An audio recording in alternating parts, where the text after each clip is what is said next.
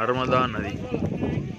ఈ నది గట్టున మన prime minister Modi garu statue of unity Sardar Vallabhbhai Patel స్టాచ్యూని 143వ బర్త్ యానివర్సరీ గుర్తుగా ఈ స్టాచ్యూని ఎస్టాబ్లిష్ చేశారు.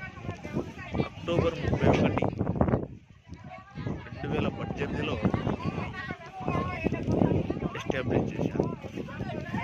ఇది గుజరాత్ స్టేట్లోని కార్వాడి అనే ప్లేస్లో ఉంటుంది.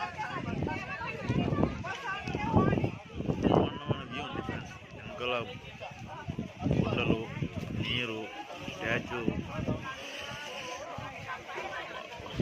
చిన్న షాప్స్ పెట్టుకున్నారు.